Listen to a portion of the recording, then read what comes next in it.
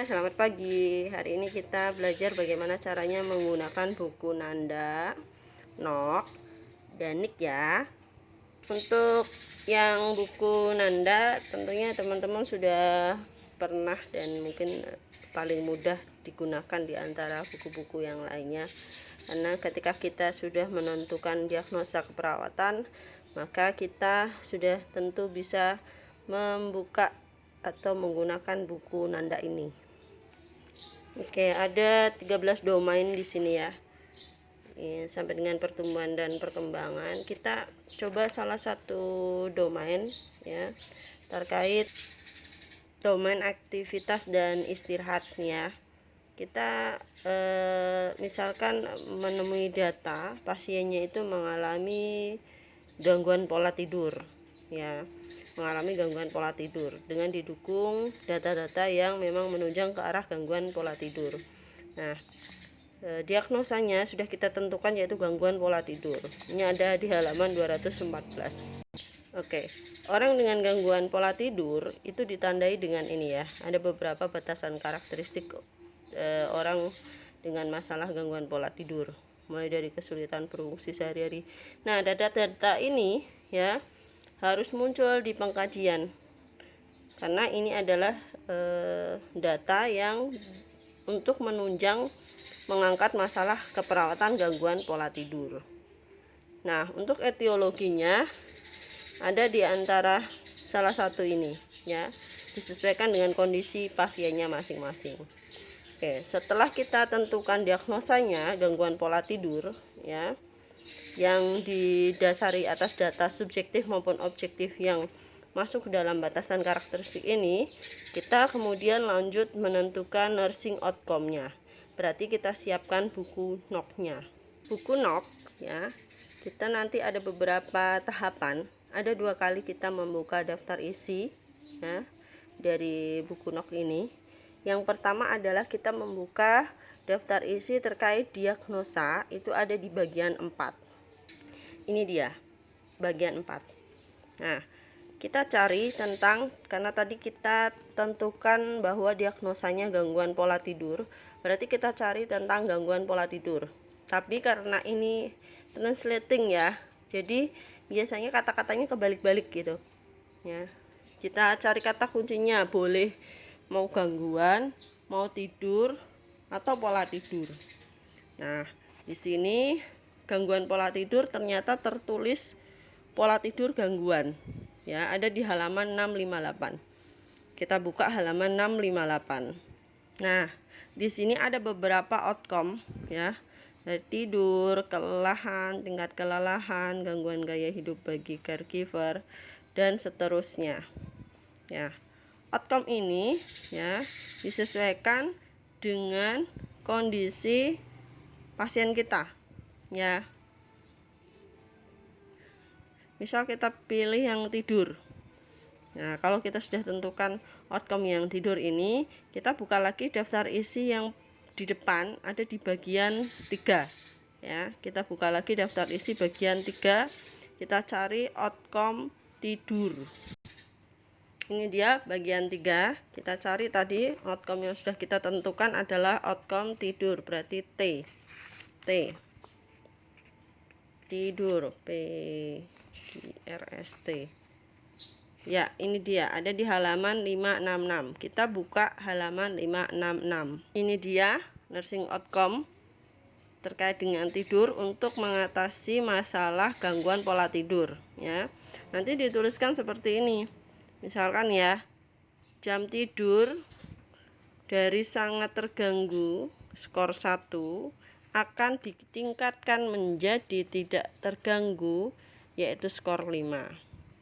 Yang lainnya mungkin kualitas tidur dari sangat terganggu skor 1 akan ditingkatkan menjadi tidak terganggu dengan skor 5, dan seterusnya ya.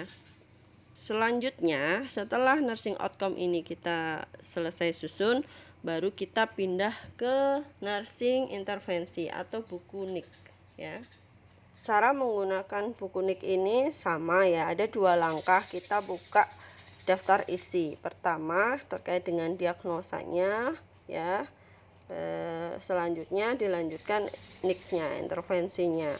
Oke, karena kita tadi sebagai contoh adalah gangguan pola tidur, maka kita buka di bagian ini ya, di bagian 6, isinya diagnosa gangguan pola tidur. Tadi kalau di dalam buku yang terjemahan ini jadi pola tidur gangguan yang ada di halaman 578.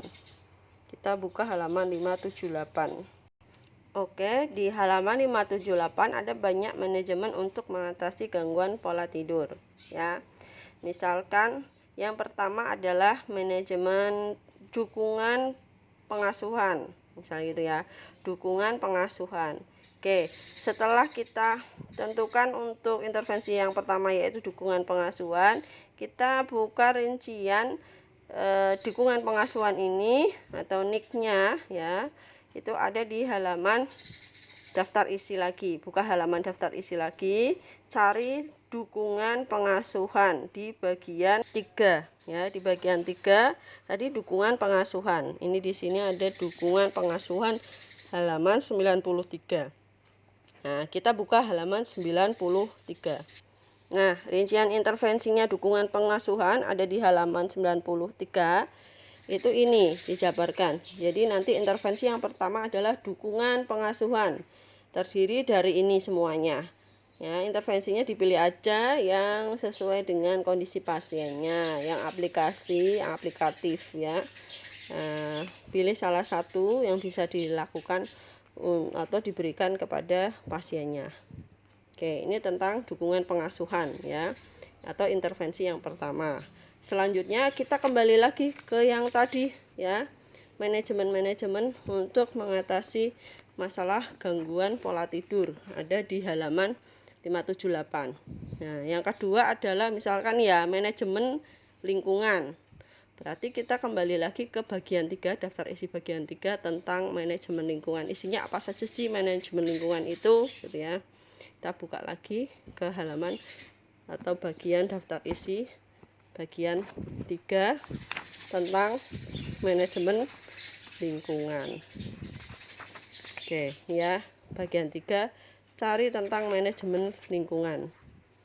Manajemen ini dia, ada di halaman 191.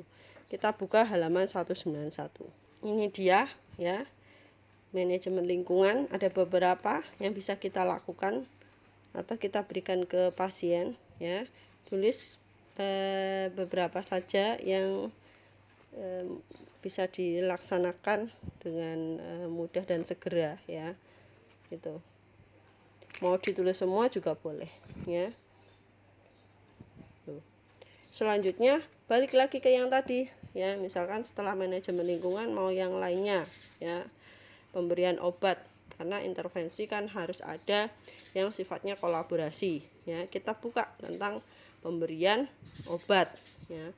Balik lagi ke bagian 3, cari yang pemberian obat di bagian 3.